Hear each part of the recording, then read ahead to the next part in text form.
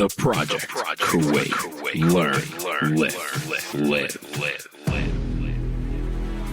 All right, so today we are joined by Faye Sultan, who is an Olympic swimmer representing Kuwait. This is an exciting interview for myself personally, having a swimming background, so it's fun to have someone who can kind of geek out on some of the training methods and someone who agrees with me that swimming is the hardest sport out there. Questionably. It is. No, but what's really interesting about this episode is the effect that the support network that Faye had around her and the influence of parents on kids and their sporting ability in the future. I think the training aspect and how it affects a younger person's studies and overall social aspects, I think that's really important that people neglect in Kuwait. So I think it's really good that she touches on a lot of that and goes into some of the training modalities that she went into and, you know, the prehab, rehab. So it's a hell of an episode, in my opinion. All this and more in today's episode. Welcome to the project. So today we've got Faye Sultan on to talk about her experience swimming in the Olympics and representing Kuwait. And being an overall Kuwaiti hero. You know, I mean... Okay, yeah. Speaking for the Kuwaitis in the room, seriously, you're a huge hero to a lot of us. I mean, just getting to the Olympics was a huge feat, and it's amazing to have you on here. Like, to have an actual Olympian sitting here is... That's really kind. Thank you. Thank you so much. Thanks for the introduction, and thank you, obviously, for having me on your podcast. So, can you tell us a little bit about your journey to the Olympics, or how it all got started? I think that's what a lot of people want to know, is how you got started into swimming and, you know, being in our country and how it wasn't really big throughout the 90s or the early 2000s. You know, I mean, I used to go to Qatia Club and there wasn't girls swimming. Yeah. Well, I've actually trained at Qatia Club, but we were downstairs in the kiddie pool, hidden away. So I've swum at a lot of pools here in Kuwait, been kicked out of a few of them along the way as well. But my journey kind of started probably way before I actually set foot at any Olympics, obviously. So I was about 8 when I started competing, which is quite late for swimmers, I think. And my parents, well, at the time, my brother was a rising tennis star, and I think I was maybe a bit of trouble. So my parents bribed me with Kit Kats, nonetheless, 4 Kit Kats. And that's all it took for me to be bribed into the world of swimming and endless sets. And, you know, it's a very grueling sport. But obviously, I came out of it with a lot of amazing opportunities, and I learned a lot along the way. My first team, it was kind of comical. It was me, my scary Hungarian coach, and my mother. And that was my first swim team. And we'd get there and we swam in Mahdi, and they actually would lock us in during practice. And I just trained after school every day when I was around 8 with my mom, who is horrible at swimming. And I hope she's hearing this and she will. But I love her for supporting me that way. After I swam in Mahdi, when I was about 9 or 10, I joined elite swim team. And that was my first introduction to a more established swim team. You know, we had regular trainings, competitions, etc. And we competed in... So, sorry, what year was the elite swim team? What year did you join that? I was about 14 years ago. So I was about 10. Yeah. Wow. Okay. Sorry, I just know Mashari Rizuki was, I swam with him in college, and he runs elite swim team now. That's so was really he doing cool. that back then? Yes. So okay. I guess he was our founder or co-founder. And he was my coach at one point, and I trained with his brothers. So I'm very grateful to obviously their family because they've definitely encouraged my swimming career. And without them, without elite swim team, I don't think I would have had the opportunity to get to where I did. Yeah. And they completely, I guess, changed the face of swimming in Kuwait. Having a swim team that's kind of privatized is a crucial step. And I think it is a very profound step, especially in my Olympic journey, to be able to go somewhere. And, you know, it was reliable. You know, there's always training despite my sometimes, you know, maybe not wanting to go, it was regular and it was established. Yeah. So very cool. So did you just have a natural love for the water? I mean, I'm very curious because I have a 4-year-old son, and since he's been, I'd say 3 months, like he just loves being in a swimming pool, loves being in the water, started swimming at 2 years old. So did you just have a natural found love for swimming, or was it kind of, you said your parents had to bribe you with Kit Kats. So Yeah, they did. But I also did have a love or maybe an affinity for water. So I did pretty much every sport that you could imagine growing up. And the one that I kind of gravitated towards was swimming. And I think you start loving it, right? But then as you throw yourself into something, whatever it is, you kind of have like a love-hate relationship with it. So as time progressed, I think I had a bit more of a love-hate relationship with it, but I definitely started loving it. And yeah, it called to me. I liked being in the water. I was a water baby. Oh, that's amazing. It's really good. That's like the complete opposite of me. That was kind of like, I grew up a swimmer as well. Like at 5, that was when I started. And that was mostly like living in Minnesota, lakes around. It was like, you learned how to swim. Yeah, I think it was around like age at 12 or something like that. It was after like I did volleyball and a few other sports, but you kind of had to choose. There were seasons that kind of like overlapped. And so it was like, parents were like, all right, pick something. And swimming was what I went for. But it was around that middle school age, it got really tough to do it year round. And it's like, you talk about that love-hate relationship. Like, yeah, there's nothing worse than like when it's snowing outside and you have to jump inside of a freezing pool. Like, Totally. I mean, and then just the hours and the distance and I don't know, just smelling like chlorine all the time. And yeah, there's a lot. And I think, so when I talk about my swimming journey, I have to obviously separate my swimming training and career in Kuwait. And then I went and studied university and I trained at college. And that was also very different. I had to get up in the morning and it was snowing outside. It was in the mountains, Williamstown, Massachusetts. So that was a whole other experience as well. And I totally feel for what you're where saying. in Massachusetts did you go to school? In Williamstown, Massachusetts. Williamstown? It was in the Berkshires. Oh, awesome. I'm from, born in Natick, lived there for most of my life. So cool. yeah, I lived in Boston. I'm a Boston boy. See, I think everyone always assumes that whenever they hear, oh, you study in Massachusetts, like, oh, you're in Boston. Yeah. And the Kuwaiti Student Union will always send me messages, inviting me to events in Boston. And I was like, I am 3.5 hours away from Boston. Yeah, Berkshires is I'm up in the mountains. It's definitely a hike. Yeah, it wasn't near any city. The nearest supermarket was like 30 minutes away, But yeah, Berkshires is like in the mountains. It's beautiful. Yeah. It's a gorgeous place to visit, and people usually go in the winter. I went in the summer and it was amazing. Like we had such a great time. It's a cozy place. So it's pretty good for focusing as an athlete, I guess. Then it's like a perfect place. Absolutely, absolutely. The only thing you could do is swim and study, basically. Yeah. So it was great. So your parents were happy as well. Yeah, my parents were happy, and my dad actually went to the same college, so I kind of followed in his footsteps. Oh, it's amazing. Copied him. So speaking of the Kit Kats, what was your typical training day like?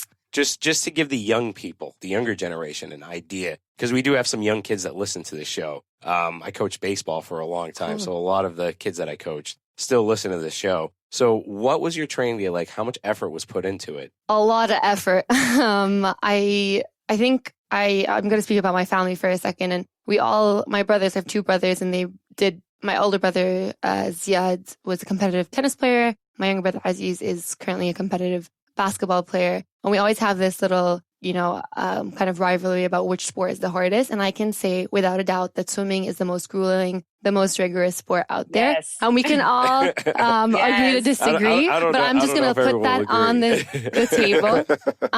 Because we need to get Aziz and Ziad on here. Yeah, right. Counter argument. But I think the sheer number of hours that you put in is unparalleled to, like, there's no other sport that I know of, actually with the exception of probably gymnastics, where you're getting up in the morning and you have training for a couple of hours and then you come back in and you smell like chlorine all the time. Your hair is wet all the time. I was known in high school here as my hair was always wet. They're like, oh, where's Faye? She's in the water. Like that was like kind of the joke in high school. I'd go to weddings, my hair was wet. I was always just on the go, and my main commitment was swimming. And my friends understood that. They would joke about it, but they understood that, I was dedicating myself to swimming. And in Kuwait, I would get up at around 4:30, maybe 5. I'd jump in the pool. I'd have practice until 6:45. I'd hop over to school, finish my school day, I think school ended about 2:15. I was back in the water at 2:30. Wow. Go home. I was taking APs. I was taking advanced classes. Had to kind of also focus on my academics and my school day, and then go to sleep by 8 and repeat. So eat, sleep, swim, study. That's on amazing repeat. that you managed. So, That's amazing that you managed. And your parents, I mean, your parents got to get credit for this, because not a lot of Kuwaiti parents or Arab parents will support their children playing a sport and dedicating that much time. And I think that's absolutely amazing. Yeah, and I think I need to give credit where credit's due. Like, without the support of my parents, emotionally, but also financially, I wouldn't have had the journey that I did. So I owe a lot to them. And even like I mentioned, my mom would get in the water, when I was younger. She stopped doing that, thankfully, as I got older. But there was a time where I swam on the men's national team, and my dad actually would drop me off and swim with us. And he has no swimming background whatsoever, but he is very competitive. And so he trained with us. He was a pseudo member of the men's national team, as I was in Kuwait, in Nadi Bahri. And yeah, I think we all need someone to believe in us other than, ourselves. So it's really important to have that outside support. And I'm so thankful that my family was so supportive. My brothers were very supportive. They were also have an athletic background, so they understood the commitment that it would take. And yeah, I just couldn't be more thankful. That being said, there's... Go ahead. Sorry. No, go for it. I was going to say, did you have to travel like outside of Kuwait a lot to compete, to like swim against other girls or to get like some of that? Like what was that like? Because I just know like growing up, like we were gone at swim meets like every weekend, different schools and stuff. But in Kuwait, obviously it's different. So how did that work to like get the competition, against people like your own age or your own gender? So I think that's one of the things I suffered from, is a lack of regular competition. And that's something that I was exposed to at a later point in my life when I was swimming in college. But we had to travel around the GCC to compete. And those were kind of what you'd call as, they're the bigger meets that you'd be tapering for. So there'd probably be a very handful, maybe 2 or 3 in a year, which is not enough for someone that's the way that you improve is through competing. And so I think I suffered a bit from that. We would be invited obviously to other countries in the GCC, and Kuwait, or elite swim team in Kuwait, hosted all the other countries and teams that we were competing against regularly once in probably a couple of years into my time there. And all these other athletes from the GCC came to Kuwait. They had tapered for this meet. They were ready. They're excited. They're in Kuwait. They paid for hotels. They paid for flights. They're ready. And halfway through, and not even halfway through, but during warm-up, I think some conservative MPs stormed and canceled the whole thing. And it was one of the most embarrassing moments for me as an athlete, but also as Arabs like to host, and I felt like some sort of responsibility for getting all these athletes. But at the same time, I was very embarrassed that, we are going to other countries and competing and experiencing and improving and getting access to all these facilities, and we cannot reciprocate. So, yeah. So if you don't mind me, all right, if you don't want to talk about this, is completely fine. But how was it? I mean, in terms of the backlash, so to speak. I mean, how did it make you feel like throughout this? Was it like me against the world? Was it like, was it you and your family trying to fight through this? Because I know it was a big issue for a time, if I'm not mistaken, right? So I think I for the most part, I've received very positive support, with the exceptions, of some negative comments here and there, which I don't pay attention to, because at the end of the day, they're not going to help me in any way. They're just going to hinder me. So sometimes I'd let it fuel me, but for most of the part, I didn't even pay attention to it. There were some times, for example, where some neighbors, they had called up my dad and were questioning, or letting my dad know that his daughter was waking up at 5 a.m. to go to God knows where, And my dad was like, yes, I'm the one that sent her there, basically, And so just kind of, people don't really, I think it just comes from a place of a lack of understanding, let's say. So they don't understand, why would this girl be waking up at 5 a.m. every morning to go and swim? That they just did. It's kind of unheard of in our culture, which I mean, it must have been difficult, but it's pretty cool. It's pretty cool that you kind of, you kind of led the way for, I think, a lot of females in the sports to have aspirations and dreams of going to the Olympics. I mean, it's a heavy question, but how does that make you feel? First of all, thank you. I honestly don't feel that way. I don't think that my, let's say, work here is done, in the sense that we have a lot of female athletes besides me, and their trajectory or their kind of like athletic advancement isn't still clear. So on the one hand, I hope that I'm inspiring people to at least take up sports and to pursue it competitively and on a, like a higher level. But I also want to give a shout out as well to the women and the females in Kuwait that are struggling out there, that are financing themselves, that are, finding their own competitions to go to in their own careers and representing themselves. Wow, that's tough. And was there financing? Because I know my cousin, she was a skater, before they started the whole committee and all of this, and you know how the politics go in Kuwait. Was there financing? Because I know she had to go to China on her own financial backing in the late 90s, I'd say early 2000s, and the government didn't support her at all, and they had to pay for the hotels, they had to pay for the flights, they had to pay for everything. So how was that? Did you get any support from the government, or was there Olympic Committee support, or not really?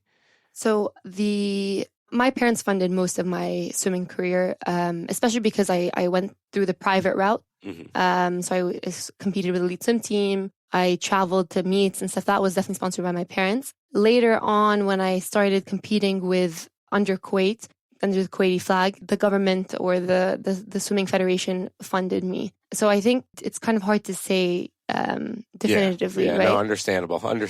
But it's kind of a mixture of both. But a lot of girls out there are still funding themselves, and it's true. That's very true. Yeah, and I can't help but question. I personally believe that we have a lot of raw talent in Kuwait, and I wonder if the pool of talent pool that we have here was in any other country in the region, what the outcome might be. So true. Yeah. So true. I've seen a lot of younger kids, just basically their parents pushing them towards studying and giving up the sports that they love. And they had so much talent. Yeah. I mean, I knew a kid that could have easily gone and played pro ball in the States, but there was just no support here. Whereas an interview I did a couple of weeks ago with Fayes, he's a young baseball player here in Kuwait, and he could go pro. That's very amazing. Easily. And his mom and dad. I got goosebumps. Me too. And when I was interviewing his dad, like when he told me what he does for his child, I was like, that is amazing. Like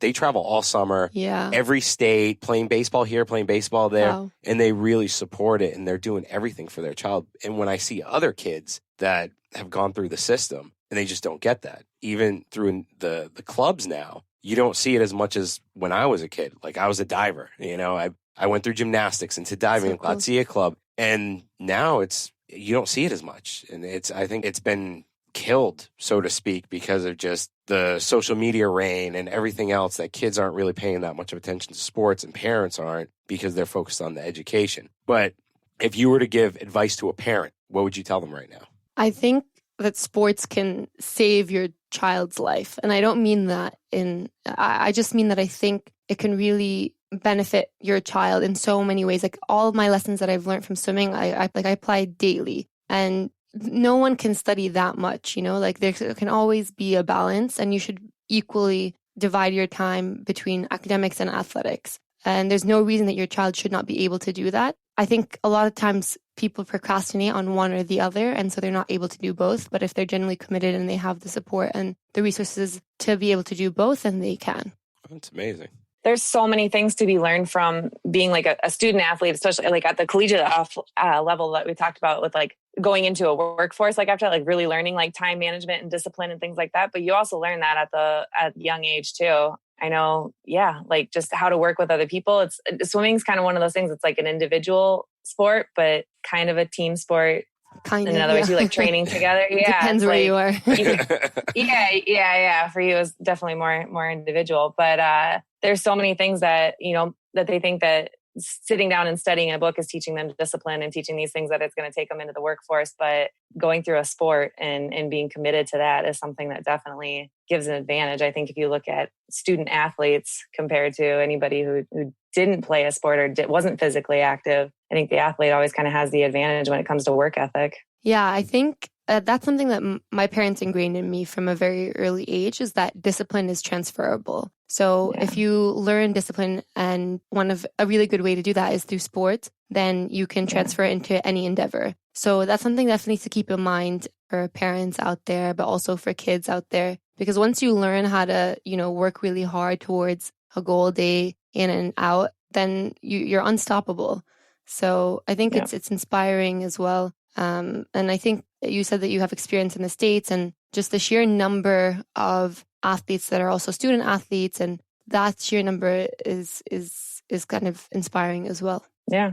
So before we get into some of the Olympic questions, since this is, about health and fitness and everything, I'm going to ask about a little bit more about training. Now with swimming, we know that, your shoulders can roll forward from all of the forward motion and everything. What have you done to sort of rehab and prehab that? What advice can you give to some of the younger athletes who are, in the sport of volleyball, baseball, swimming, or anything with that forward movement that just kind of, because there are a lot of, from what I know and from what swimmers have told me, rotator cuff tears and all kinds of injuries that come along from that. And people think swimming's an easy sport. There's no joint degradation, but in reality... Yeah, I think easy, we'll use that word very loosely because I don't think swimming is an easy sport, but it is it's not an impact sport, right? So your joints are not being pounded on concrete or you're not running and stuff. So it is really great for your body, but obviously when you do something repetitively, you're at risk of getting injured. And with swimming, it's very common to have shoulder problems. I personally didn't experience that many shoulder issues, but I did experience some tenderness. And some of the things that we'd obviously warm up before getting in the water. You're stretching, you're kind of getting everything moving. And then we ice a lot. That was kind of a huge thing that we would do. Ice after practice, which was not very fun, especially when it was freezing outside. But I think, it's important to be smart and to know to understand your body and what it's capable of doing.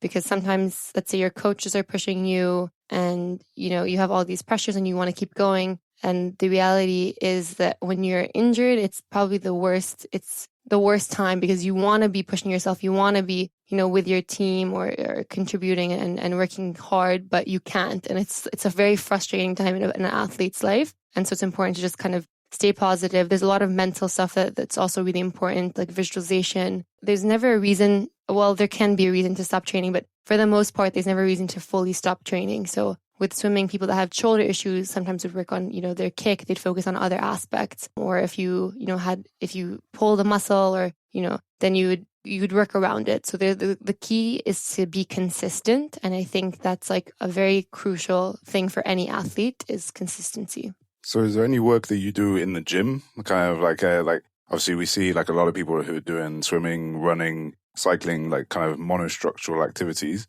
who don't really spend that much time in the gym. And then they might find like they get imbalances or kind of different, like kind of, they might get injured in a certain side or something like that. Is there anything that you guys do specifically to stop that or to treat that? So going back to this, my brothers and I and our rivalry about sports and which one is the worst. When I did a body scan and my brother did a body scan, he was completely lopsided, right? Because he played tennis and his right hand was his dominant hand. Yeah. With swimming, I was completely like equal on both sides. Oh, that's amazing. Yeah, that's pretty cool. And that makes sense, right? Like you're swimming and you're doing everything on the same side. In terms of what we do in the gym, I think it differs on team by team, but we would get in there and we'd do a lot of Olympic lifts. But that was in my college career. So I was doing like pull-ups and stuff like that in Kuwait and core workouts and stuff because the core is like the powerhouse of your body, right? Yeah, like it sure. prevents a lot of injury. And if you have a strong core, it's kind of the fundamental building block of any move. Well, the breath is so important and that's part of your core. And so that's why the core training is, in your spine. Yeah. No, yeah. So we did a lot. And swimmers call on-land exercises or gym exercises dry land as well. There was a component of dry land exercises like with medicine balls or abs and stuff. So it's really, people don't realize that swimming, there's more than just the actual training that you do inside the pool. Yeah. You actually spend time in the gym, lifting, doing Olympic lifts. How often a week would you like at your peak, would you have done it? Probably lifting 3 times a week. And that would be before a swim. So then you would apply kind of the movements and build on and then jump in the water right after. Okay. And then... that was in college or that was in college. And then we did dry land as well, probably 2 times a week. And this is all on top of training. And then we also did a bit of visualization leading up to like swim meets and stuff. So it's a very... And then getting the swimming in as well. And then getting the swimming in and getting the competing in. How many hours in the pool did you guys do? Like, especially in college, I guess, like how many hours were your practices? Were you doing like 2 days, and how long was each practice? So yeah, we were doing 2 days, probably alternating between 2 days and 1 day. But probably each practice would be around 2.5, depends on the day. And in Kuwait, I'd probably say like an hour and a half in the morning, an hour and a half at night for the swimming component. And then I'd have to do stuff on my own as well. So yeah, that was one of the things, like growing up, it was big on, building up the yards, and it was, 2 hour practices or so, probably during, high school and stuff. And then you taper off for whatever meets. And then in college, we started off my first year, it was 2 days like that, almost 2 hours each practice, plus the dry land, jumping stairs and lifting weights and all that kind of stuff. But what we started then after that was like, we would have days where we'd do less time in the pool. We'd go do like rock climbing. We would do Pilates. We would do, more time in the weight room and the Olympic lifts. And then like CrossFit became like a part of it. And the hours in the pool actually started to decrease, and everyone's times and things actually got better with that. Wow. That was something that was cool. I just got exposed to a lot more, because it was kind of the same idea with like running, like with marathoners, right? Like they build up their miles, and then you kind of, taper off before things. Swimming kind of had the same thing. And it was really interesting because I grew up with that method too, of just building up the yards, packing on the extra suits and all the extra drag, and and then you taper off before the big meet. So it was really interesting to see like how we played other sports, how that started to impact the times and things. That's really cool. And I'm going to definitely send an email to my college coach advising that the current women's swim team gets less time in the pool and more time doing Pilates. I don't know how that's going to go down with him, but I think it's interesting to hear the different methods though against definitely is. Team. And I learned a lot swimming in the States just because everyone had the kind of different backgrounds as well. My yardage was definitely on the lower end of the spectrum compared to my teammates, but I learned a lot from them in a lot of different ways, and I'm obviously very thankful for them. That's cool. Do you continue with Olympic lifts and those kinds of styles of training outside of the pool now, or do you still swim daily, or what's kind of the routine right now? Right now, I actually do a lot of Pilates, which is very interesting that you mentioned that. Awesome.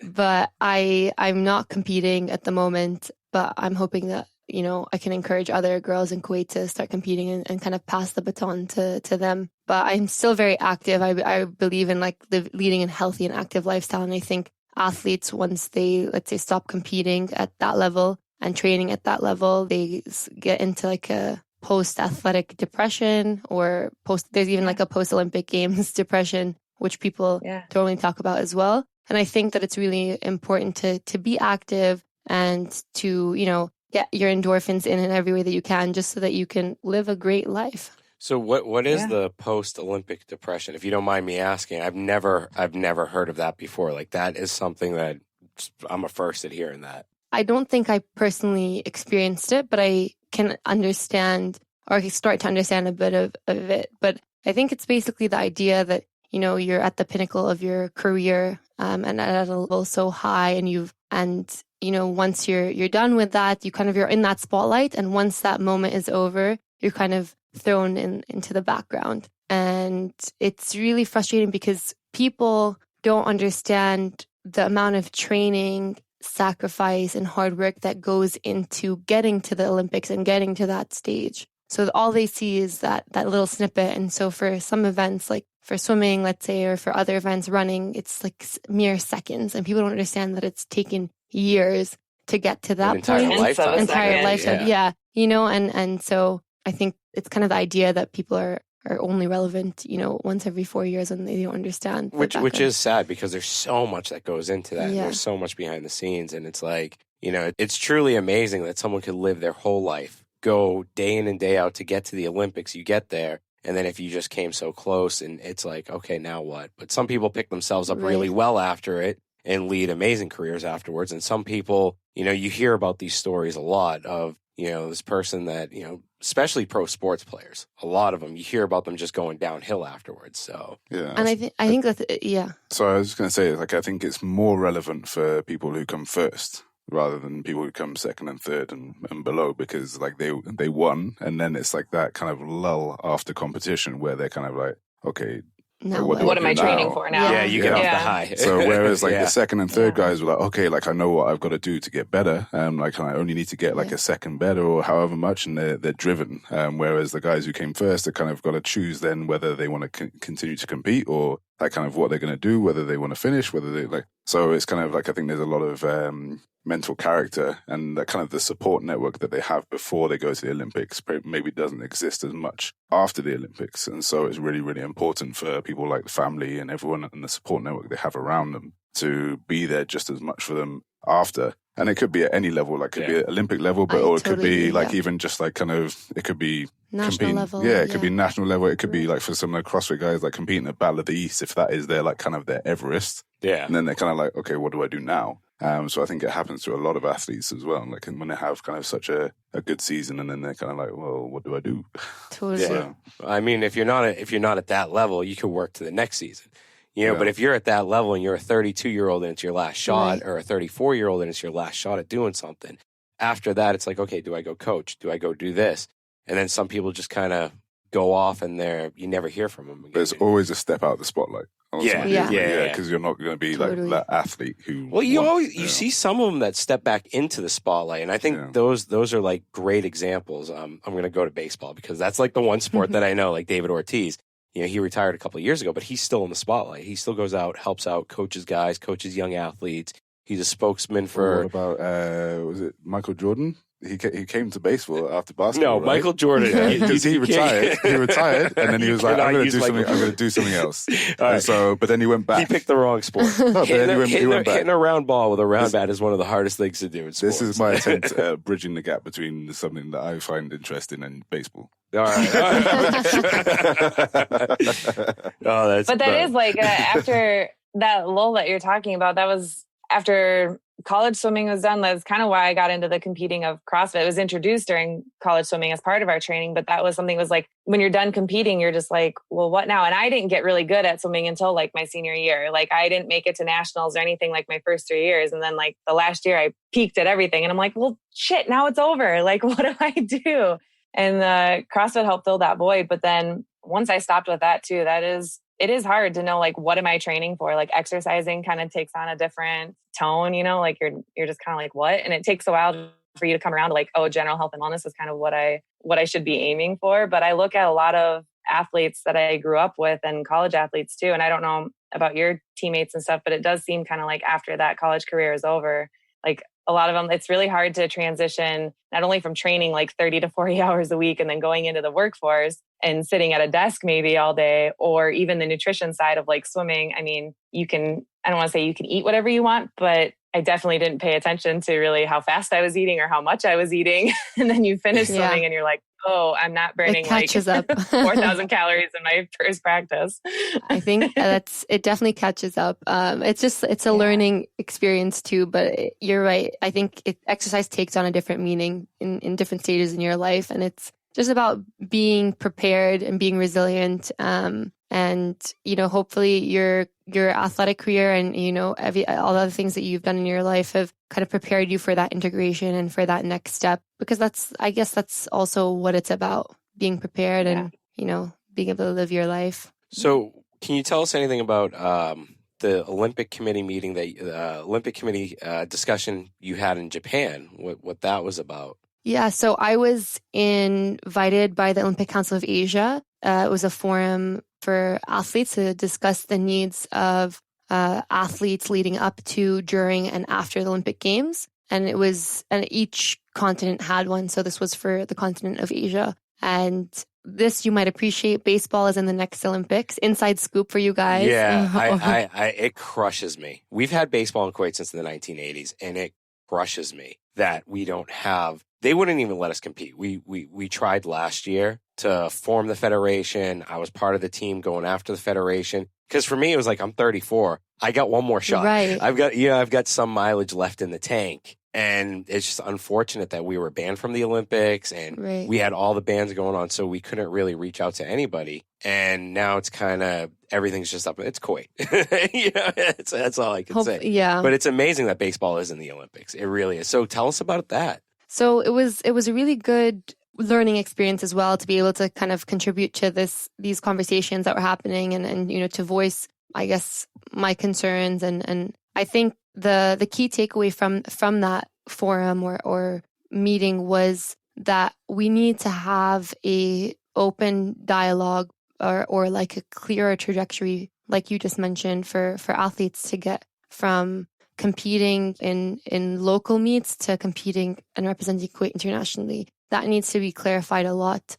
And with that clarification, I hope that we'll see a lot more athletes, representing Kuwait. Like it would be I think I would cry if I got to see like a full roster of a Kuwaiti team, It would be amazing. It would be truly amazing. And especially in non-traditional sports, just new sports that would be coming up, new representation, that would be really cool as well. Like baseball. Hockey. I mean, hockey, my uncle started with the first hockey team. He was the goalkeeper, Aziz Zazela, back in the 80s Wow. and the 90s. I mean, and now that there's a female hockey team and there's a female football team, I think the female sports in Kuwait, I think there's so much talent, and I think now it's just they're starting to tap into it, and it's I amazing hope so. to see. Yeah. I think we're only maybe a few more years away from it. And hopefully if we could get past the barrier of parents thinking that only books is the most important thing, because I think that's a big problem we have in our culture, where they're like, no, you have to study, where they don't understand that you playing a sport is going to actually help. Yeah. Yeah. I think I spoke at AUK, I think a couple of years ago, and just to discuss about how having a healthy mind is how having a healthy body, like the two you can't have one without the other. And yeah, parents should definitely get over that. I was never raised that way, and it worked out for our family. So you were AP, right? You were advanced like classes and stuff. Yeah. Sorry, I don't know the jargon. I was never advanced classes. I was the one kicked out of the class. So I mean, that must have helped because you had that structure built in. So it probably helped with the structure to study, I'm assuming. Yeah, and you learn how to be productive in the time that you're given, or the time that you have. So you have X amount of time, you're going to use that the most productively. And, you actually feel more refreshed. Like if I have, let's say during finals or exams, if I am just studying day in and day out, like you're not going to be that productive. It's nice to have like a nice 2-hour break. No one is studying 12 hours a day. They're going to be playing video games. They're going to be on Instagram. Yeah. Wouldn't it be more productive to, reset your body and your mind and start on a clean sheet by, jumping in the water, for example? It makes sense. No, it makes total sense. Can you tell us a little bit about the youth committee, the youth event? You could probably... Yeah. I was invited by the Ministry of Youth. They had a festival to highlight, I guess, Arab talent. I'm not sure exactly